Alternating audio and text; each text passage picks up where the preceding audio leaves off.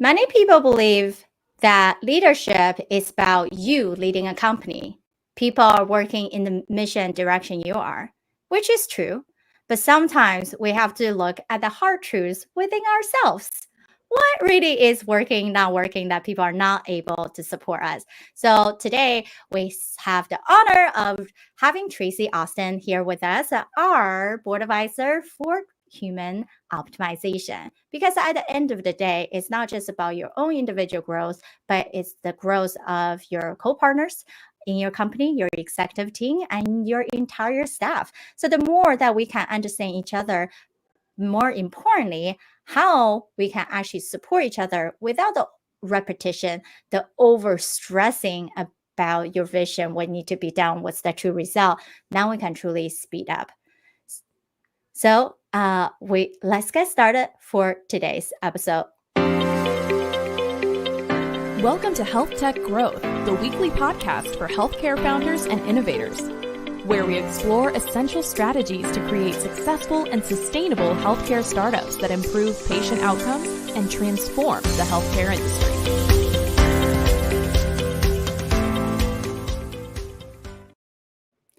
Traci, can't wait to have you discuss today's episode. And then tell us a little bit about yourself. You've been working in the healthcare industry plus many other industries. So you've seen the dynamic of many people working together or the distraction there are when things are not really flow well. So how did you get into this journey and then enjoy this specific work in helping people to really optimizing their talents? Yeah, absolutely. So I've been in human resources for over 20 years. 10 of those years was in nonprofit organizations. And then I started working for an organization that managed several nursing homes and went forward to get my nursing home administrator license. So I've definitely worked within the healthcare space, but also working with private small healthcare providers as well. So, with that, one of the things that we see across the board is, it's this, how do we engage our team in order to meet those business results? And that's really the thing that lights me up is how do we ensure that we can hit the business results, but we're doing that with and through the folks that are on our team?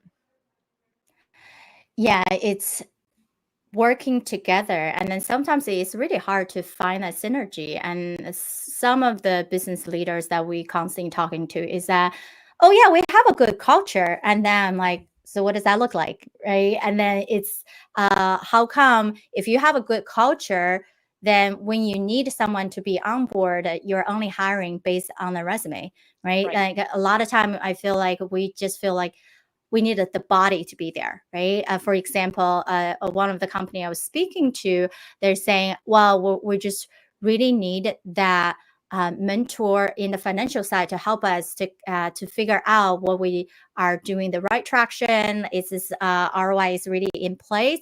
So they hire, but they have to fire the person 3 months later because the rest of the team really does not like the person, right? Mm-hmm. And I really think no matter what, it's about relationship. It's especially in business, you see each other almost every day, or at least regularly in some degree. So that's even a harder marriage to break in some degree. Yeah, absolutely. And so, so much of this is how we go about bringing folks in and really understanding what we need. We utilize a tool called Predictive Index, and there's really kind of 4 levers of engagement that we look at when we're looking to bring a team member in and engage them.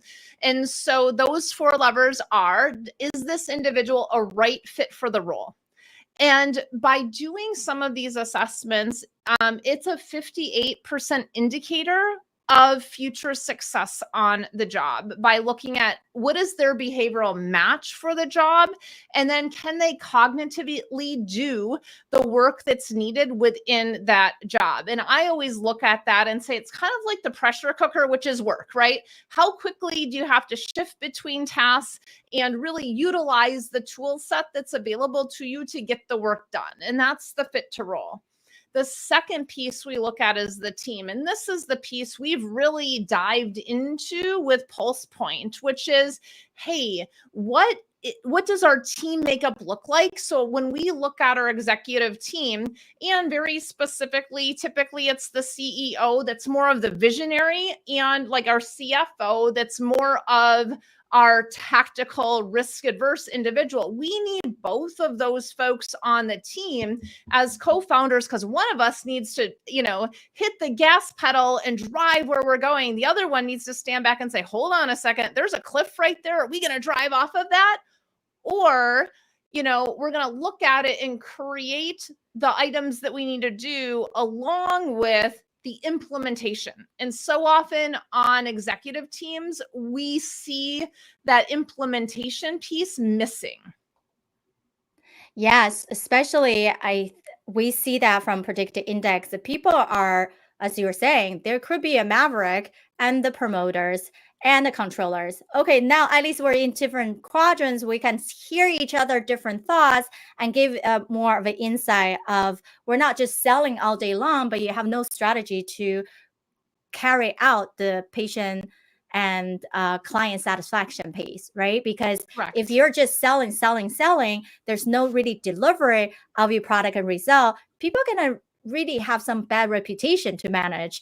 And then your PR and media department is going to be like, what did you guys do, right? Like, we can't be backtracking. And then versus if we are too much in the controller sense, oh, let's just wait. And then all of us who are captains, maverick is like, what do you mean? What are we waiting for, right? Like, right. How many more conversation can we talk about the same thing and still not getting anywhere? So having that piece is so important to say, are people in the right row?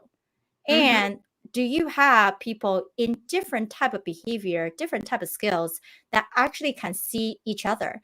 And then that's why for us, predicting index is so crucial. And then we even use that even for our podcast, for people to come on to the show. We like for them to do a PI first, say, how do we support you? How do we communicate with you while we have this conversation? And for people who truly wanted to have engaged with us in PulsePoint, we also wanted to see that, because if you're not even matching with us, we don't see truly we can work with you. That's not a good relationship. We wouldn't want to take any client just because you need help and then we're going to dive in with you.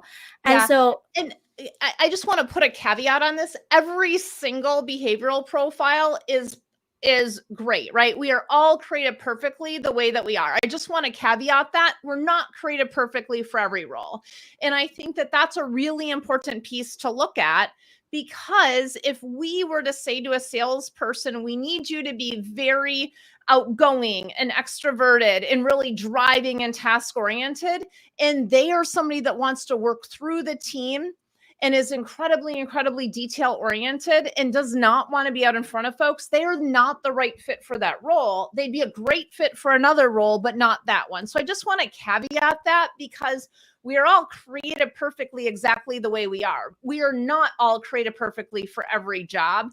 And when we look at the team dynamic of it, based on the strategy that the team is executing, there's different things we need on that team to execute that strategy. And if there's not a fit for both the job and the strategy being executed, it is probably not the right fit for that team and that role. Exactly. And at the end of the day, we can't just say, you don't have the perfect model, you're completely off the team.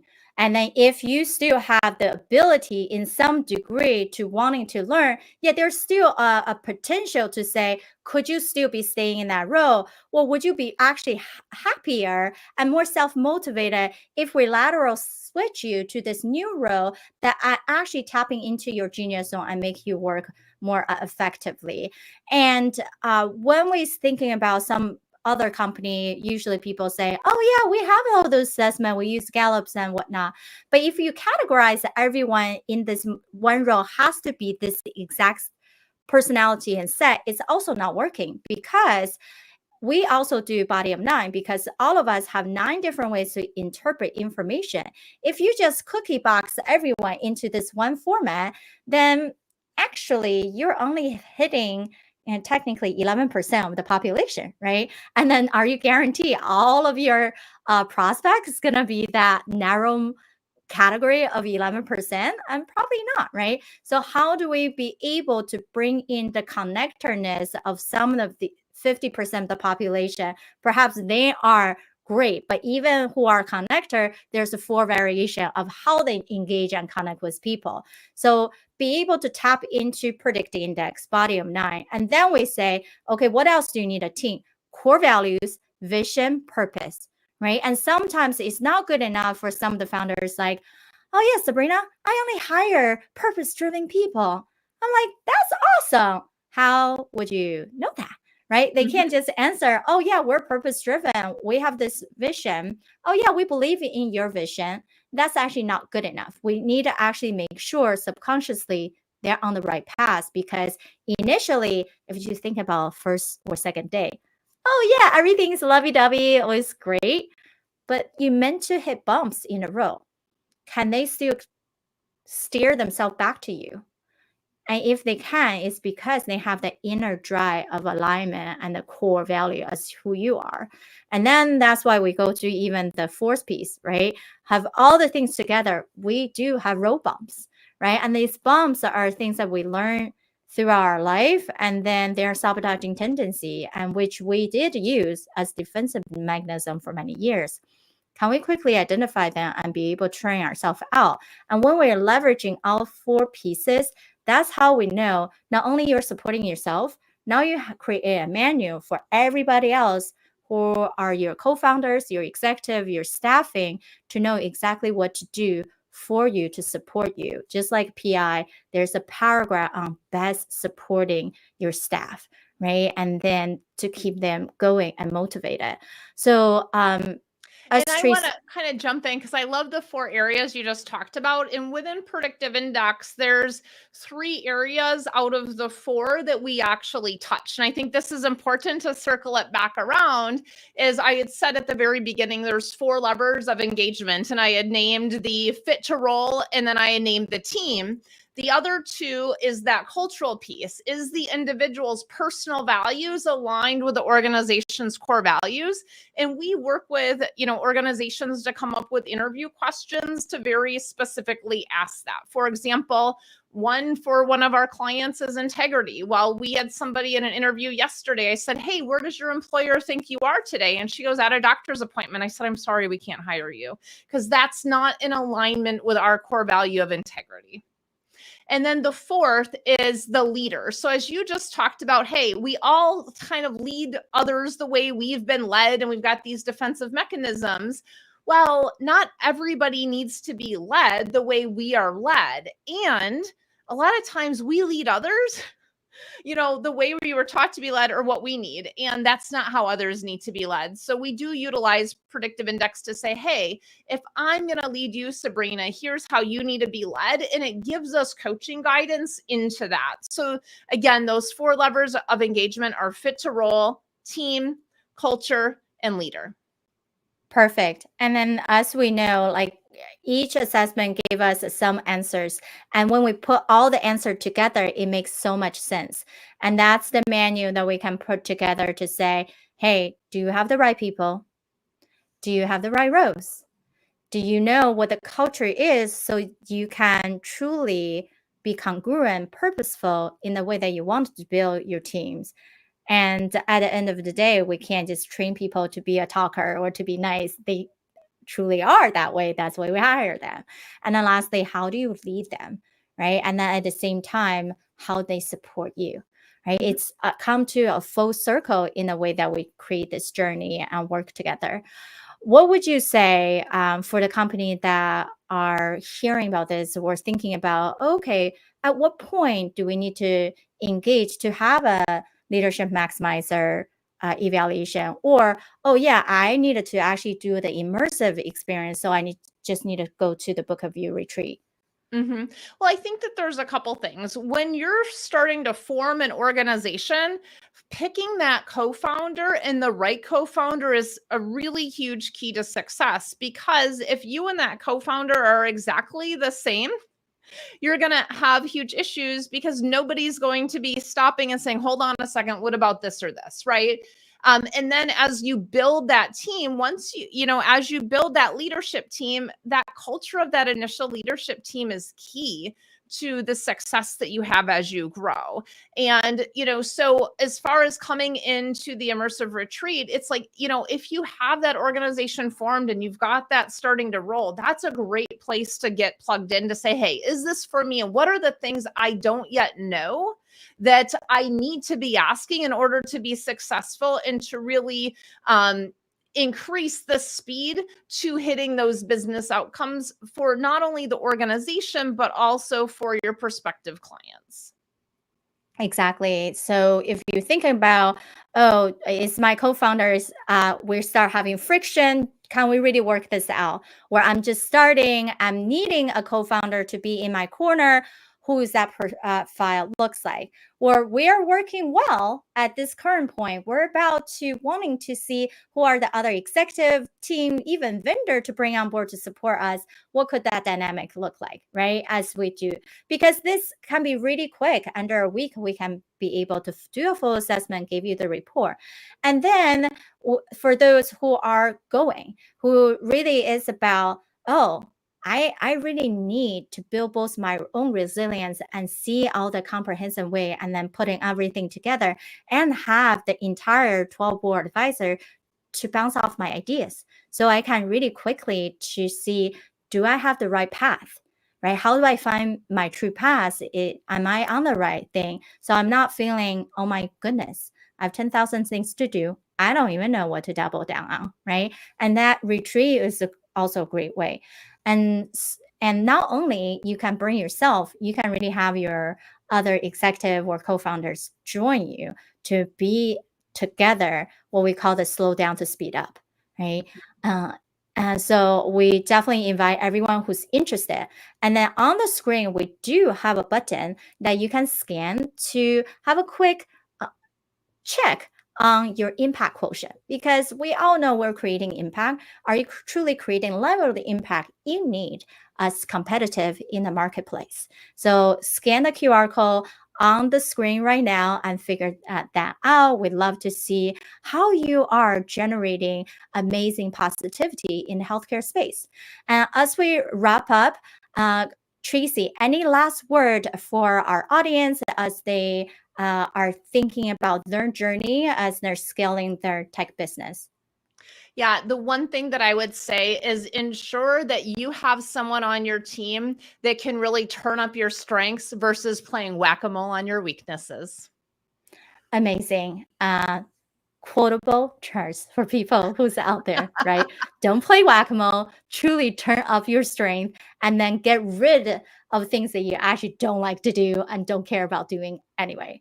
All right, until next time, we hope you guys are having an amazing day and see you in next episode. Thank you for listening to HealthTech Growth. If you're a healthcare tech innovator or founder interested in being a featured guest on our show, visit healthtechgrowth.io to learn more.